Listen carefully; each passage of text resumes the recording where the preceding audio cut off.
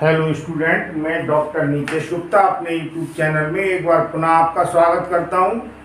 आज हम जिस टॉपिक के बारे में चर्चा करने जा रहे हैं वो है एक समान वैद्युत क्षेत्र में रखे गए वैद्युत द्विध्रुव पर लगने वाले बलों का आघूर्ण।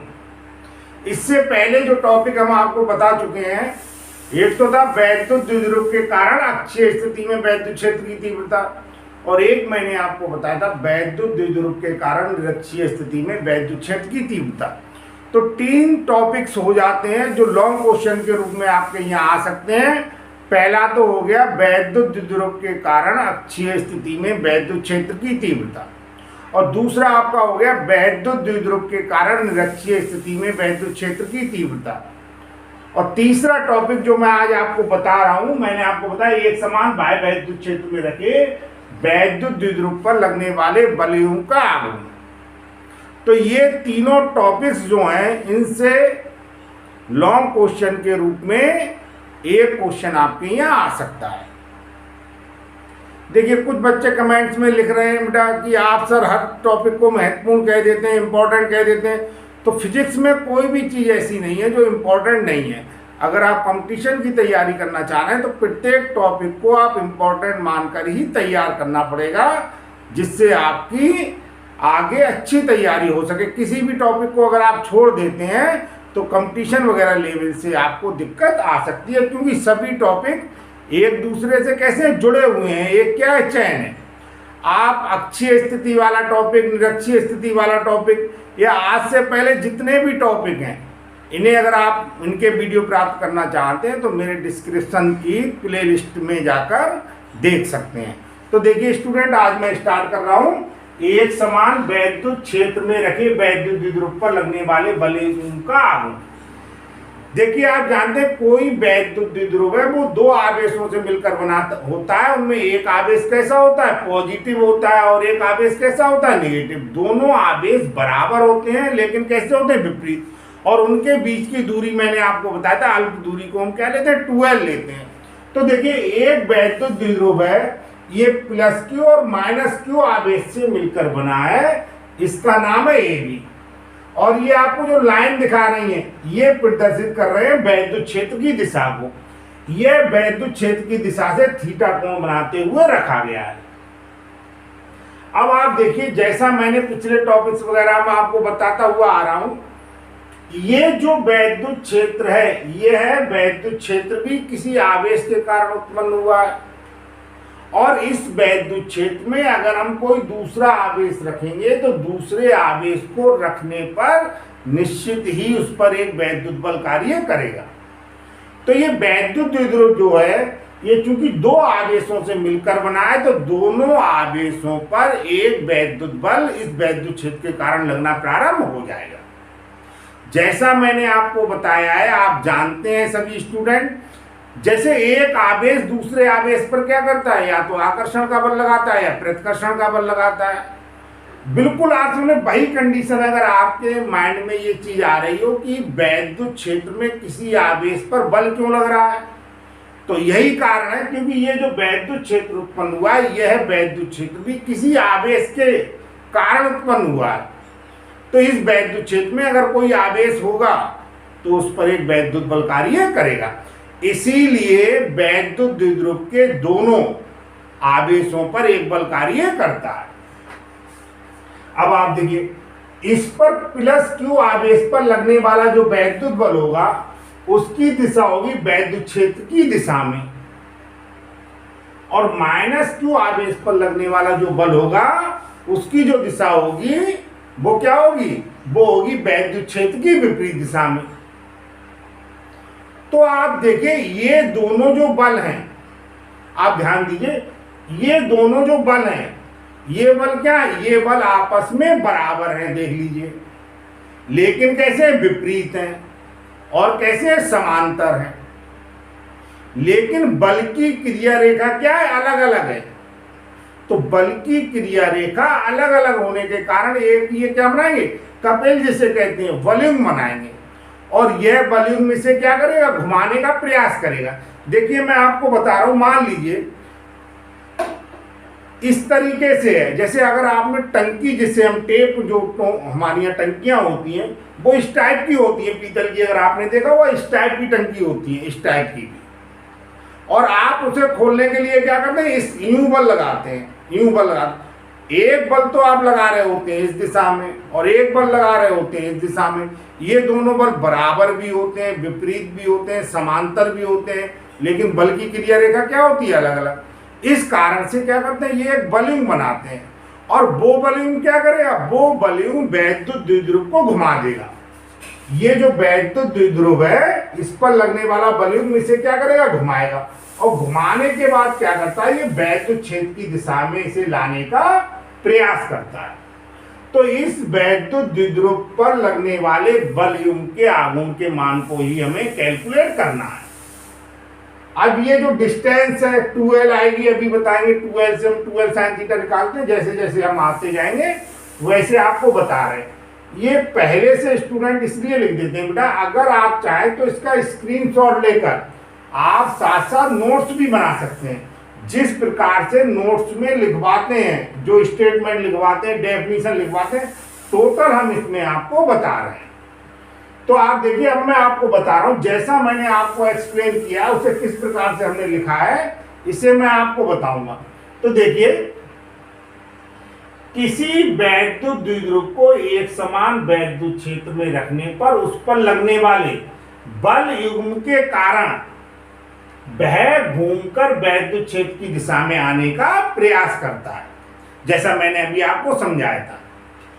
माना एक वैद्युत द्विध्रुव एक समान वैद्युत क्षेत्र ई की दिशा से थीटा कोण बनाते हुए रखा गया है। ये वैद्युत द्विध्रुव है, यह वैद्युत क्षेत्र की दिशा से कितना थीटा कोण बनाते हुए रखा गया है। वैद्युत क्षेत्र के कारण प्लस क्यू आवेश पर एक बल F क्षेत्र की दिशा में और माइनस क्यू आवेश पर एक बल कैपिटल F क्षेत्र की विपरीत दिशा में लगता है। जैसा मैं इतनी देर से आपको समझा रहा हूं, यह दोनों बल बराबर भी हैं, कैसे हैं, विपरीत भी हैं, समांतर भी हैं, लेकिन बल की क्रिया रेखा अलग अलग है। एक तो बल की क्रिया रेखा ये है और एक बल की क्रिया रेखा क्या है ये। इन्हें समझने के लिए आप समझ लें, इसे अगर हम इधर बढ़ा दें और इसे इधर बढ़ा दें तो बल की क्रिया रेखा क्या हो गई, अलग अलग हो गई। तो बल की क्रिया रेखा अलग अलग होने के कारण मैंने बताया था ये एक बलयुग्म बनाते हैं जो वैद्युत द्विध्रुव को घुमाकर वैद्युत क्षेत्र की दिशा में लाने का प्रयास करता है। इस बलयुग्म का आघूर्ण। अब इस बलयुग्म का आघूर्ण निकालना एक साधारण सा फार्मूला है जिसके बारे में मैं आपको बता रहा हूं। देखिए, बलयुग्म का जो आघूर्ण होता है टाउ बराबर होता है बल गुणा दोनों बलों की क्रिया रेखाओं के बीच की लंबवत दूरी। बल कितना है, दोनों में से एक बल लेंगे क्योंकि दोनों बराबर हैं, एक बल क्या हो गया F। अब दोनों बलों के बीच की जो लंबवत दूरी है वो 2L sin थीटा कैसे होगी। देखिए, आप 2L sin थीटा के लिए इस चित्र को देखिए, मैं आपको रफ में बता रहा हूं। ये पोजीशन है, देखिए आप इस पोजीशन में ध्यान दीजिए। ये हमारे पास 2L है और ये आप मान लें, जैसे माने A B C। हमें जो निकालना है वो किसका मान निकालना है, हमें निकालना है इसका मान, BC का मान जो यहां पर लंब है। तो आप देखिए, जैसा आप जानते हैं साइन थीटा की वैल्यू निकालिए। साइन थीटा बराबर क्या होता है, L अपॉन K लिख ले, लंब अपॉन कर्ण। लंब का मान हमें निकालना है, लंब का मान क्या है BC और कर्ण का मान आप देख रहे हैं कितने 2L साइन थीटा। तो BC बराबर हो जाएगा 2L साइन थीटा।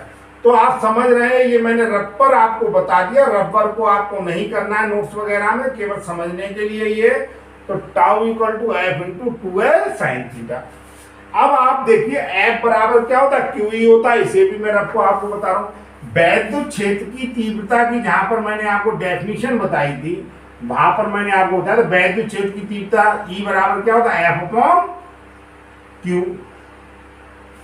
तो यहां पर E बराबर F अपॉन जब Q होता है तो E बराबर F अपॉन Q होने के कारण F बराबर क्या हो जाएगा, F बराबर हो जाएगा Q। जितने टॉपिक से रिलेटेड चीज़ें मैं वहाँ पर यूज़ कर रहा हूँ, अगर आपकी मेमोरी में नहीं है तो मैं आपको रफ वर्क में बताता जा रहा हूँ। तो ये देखिए, ये क्यू ई रख दिया, ये 2l साइन थीटा है। अब ये क्यू हो गया, 2l इसके साथ लिख लिया, और ये बेटा क्या होगा, ई साइन थीटा। यहां तक किसी भी प्रकार की अगर आपको प्रॉब्लम आ रही है तो आप पूछ सकते हैं। अब इसके बाद देखिए, अगेन पुनः क्या होता है, वैद्युत द्विध्रुव आघूर्ण।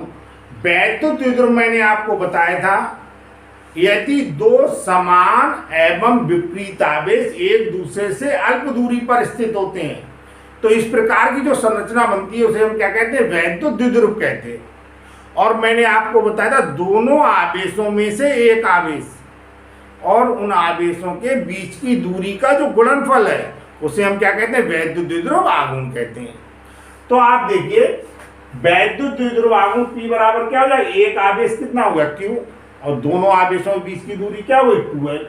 तो हमने क्या किया, ये वाला जो पोर्शन है इसमें Q इंटू 2l की जगह पे क्या रख दिया, P रख दिया।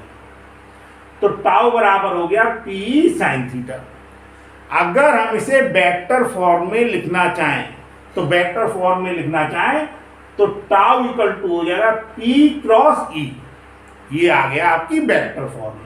अब आप देखिए, जो फार्मूला मेन जो आपका फार्मूला निकल के आया ये आया, और ये जो फार्मूला है इसी के आधार पर आप देखिए हम कुछ केसेस निकल के आते हैं, उनके बारे में चर्चा करेंगे कि किस प्रकार से हम इन्हें निकालते हैं। तो देखिए, यदि थीटा का मान 0 हो तब थीटा है क्या, पहले आप इसे ध्यान दीजिए। मैंने आपको बताया जो वैद्युत द्विध्रुव है और वैद्युत क्षेत्र की दिशा है, मैंने आपको बताया वैद्युत क्षेत्र जहां पर भी हम बोल रहे हैं इसका मतलब यहां पर क्या है, मैंने आपको बताया वैद्युत क्षेत्र और वैद्युत क्षेत्र की तीव्रता अलग अलग क्वांटिटी है। तो जहां पर जैसे हम ई का प्रयोग कर रहे हैं तो बेटा जो ई हम ले रहे हैं ना, ये क्या है, वैद्युत क्षेत्र की तीव्रता है, और केवल वैद्युत क्षेत्र की हम बात कर रहे हैं तो वैद्युत क्षेत्र क्या है, मैंने बताया एक प्रकार का स्थान है। तो पहला केस आप देखिए, मैंने आपको बताया थीटा जो है वैद्युत क्षेत्र की दिशा और जो वैद्युत द्विध्रुव है, इलेक्ट्रिक डाइपोल है, उसके बीच का कोण है। अगर यदि थीटा बराबर 0 हो तो आप समझे थीटा बराबर 0 होने का मतलब है कि वैद्युत द्विध्रुव इस प्रकार से रखा हुआ है, ध्यान दीजिए आप, ये आपका -q आवेश है, ये +q आवेश है, और ये ऐसे रखा हुआ है। जब ये ऐसे रखा हुआ है तो थीटा का मान 0 हो गया, क्योंकि आप देख रहे हैं वैद्युत क्षेत्र की दिशा में ही वैद्युत द्विध्रुव रखा है तो थीटा का मान 0 हो जाएगा। हमने लगाया टाउ बराबर P साइन 0, और साइन 0 का मान 0 होता है, इसलिए क्या आ गया 0। यानी हमारे पास एक जो रिजल्ट निकल के आया, यदि किसी वैद्युत द्विध्रुव को वैद्युत क्षेत्र की दिशा में रख दिया जाए तो उस पर किसी भी प्रकार का आप मान लें वॉल्यूम का आघूर्ण जो होगा वो क्या होगा, 0 होगा। किसी भी प्रकार का आघूर्ण कार्य नहीं करेगा, ऐसे मान लें किसी भी, क्योंकि हमने इसका मान लिया टाउ का मान क्या आ गया 0। अब आप देखिए, यदि थीटा बराबर 90 हो, समझ रहे हैं आप, थीटा बराबर 90 होने का मतलब है ये जो वैद्युत द्विध्रुव है यह वैद्युत क्षेत्र की दिशा से 90 डिग्री पर है। आप ये मान लें ये तो वैद्युत क्षेत्र है ना, वैद्युत क्षेत्र की दिशा है, और ये क्या है, वैद्युत द्विध्रुव है। तो ये जो आप एंगल देख रहे हैं वो कितना हो जाएगा, 90 हो जाएगा। अब आप देखिए, यदि थीटा बराबर 90 हो तब टाउ मैक्स मैंने इसलिए लिखा है, आप ध्यान दीजिए, टाउ मैक्स लिखने का कारण ये है, जब थीटा का मान 90 होता है तो साइन 90 का मान 1 होता है, और साइन 90 का मान जो 1 होता है वो क्या होता है, मैक्सिमम होता है। साइन की जितनी भी वैल्यू होती है वो सभी वैल्यू 0 और 1 के बीच में होती हैं। तो टाउ मैक्स बराबर हो जाएगा P साइन 90, साइन 90 का 1 हो गया मान, तो टाउ मैक्स बराबर हो गया P बराबर हो गया टाउ मैक्स अपॉन E। अभी मैंने आपको बताया था, एक तो वैद्युत द्विध्रुव आघूर्ण की परिभाषा P बराबर Q इंटू 2l के आधार पर देते हैं, और एक देखिए एक नई डेफिनेशन यहाँ पर निकल के आ गई, P बराबर टाउ मैक्स अपॉन E। जरा आप यहाँ पर ध्यान दीजिए, टाउ P बराबर टाउ मैक्स अपॉन E, अगर E का मान 1 हो, E बराबर 1, तो E बराबर 1 होने का मतलब है टाउ मैक्स बराबर हो जाएगा P। अगर हम ऐसे समझ सकते हैं, अगर हम किसी वैद्युत द्विध्रुव को एकांक वैद्युत क्षेत्र में रख दें, क्योंकि E का मान क्या है 1, और एकांक वैद्युत क्षेत्र के भी कैसे लगे, लंबवत, क्योंकि थीटा का मान कितना लिया है 90। तो इस कंडीशन में क्या होगा, उसका वैद्युत द्विध्रुव जो आघूर्ण होगा वो बल युग्म का जो आघूर्ण है, बल युग्म के आघूर्ण के क्या हो जाएगा, बराबर हो जाएगा। ठीक है नहीं, हम डेफिनेशन के रूप में कह सकते हैं किसी वैद्युत द्विध्रुव को एकांक क्षेत्र के, वैद्युत क्षेत्र के लंबवत रखने पर उस पर लगने वाले बल युग्म का अधिकतम बल आघूर्ण ही वैद्युत द्विध्रुव का आघूर्ण कहलाता है। ई का मान 1 हो गया, और ई का मान 1 होने का मतलब आप समझे एकांक वैद्युत क्षेत्र में। और कैसे रख रहे हैं हम रख रहे हैं उसके लंबवत, तो थीटा बराबर कितना हो गया 90। इस कंडीशन में हम देख रहे हैं टाउ मैक्स यानी अधिकतम जो बल आघूर्ण है, बल का आघूर्ण है, वो किसके बराबर आ गया, P के बराबर आ गया। और P का मतलब क्या है, P का मतलब है वैद्युत द्विध्रुव का आघूर्ण। तो देखिए फिर से मैं एक बार रिपीट कर रहा हूं, किसी वैद्युत द्विध्रुव को एकांक वैद्युत क्षेत्र के लंबवत रखने पर उस पर लगने वाले बल का अधिकतम बल आघूर्ण ही वैद्युत द्विध्रुव आघूर्ण कहलाता है। अब आप देखिए तीसरी कंडीशन, थीटा बराबर 180 हो तब। थीटा बराबर 180 का मतलब है जैसे ये जब रखा था, ये आवेश माइनस था और ये आवेश क्या था, प्लस था। इस समय ये वैद्युत क्षेत्र की दिशा में ही रखा हुआ था, लगने वाला जो आपका बल का आघूर्ण आ गया वो कितना आ गया 0। सेकंड कंडीशन में क्या आ गया, अधिकतम। अब हमने क्या रख दिया, ऐसे रख दिया, आप समझ रहे हैं, यानी ऐसे था, इसे 180 से घुमा दिया। इसका मतलब आप समझ रहे हैं वैद्युत क्षेत्र की दिशा और जो आपका वैद्युत द्विध्रुव है उसके बीच का जो एंगल है वो कितना हो गया, 180 हो गया। ये आप कह सकते हैं वैद्युत द्विध्रुव जो है वो वैद्युत क्षेत्र की दिशा के प्रति समांतर रखा हुआ है, इस प्रकार से भी हम बोल सकते हैं। तो आप देखिए ये टाउ बराबर क्या है, P, यही फार्मूला लेना है, P sin 180, और 180 का मान 0 होता है। तो इस कंडीशन में बल का जो आघूर्ण निकल के आएगा वो क्या आएगा, 0 आएगा। ये वीडियो आपको कैसा लगा आप कमेंट में जरूर लिखें। किसी भी प्रकार की अगर आपको समस्या आ रही है तो आप उसे कमेंट में लिख सकते हैं। अगर आप इसका स्क्रीनशॉट ले लें तो आपको जैसे एग्जाम में डेरिवेशन के रूप में इसे लिखना है आप पूरा लिख सकते हैं, कहीं पर कोई प्रॉब्लम नहीं आएगी, आपको फुल मार्क्स मिल जाएंगे। यदि आपको ये वीडियो पसंद आया तो उसे लाइक कीजिए, अधिक से अधिक शेयर कीजिए और मेरे चैनल को सब्सक्राइब कीजिए। धन्यवाद।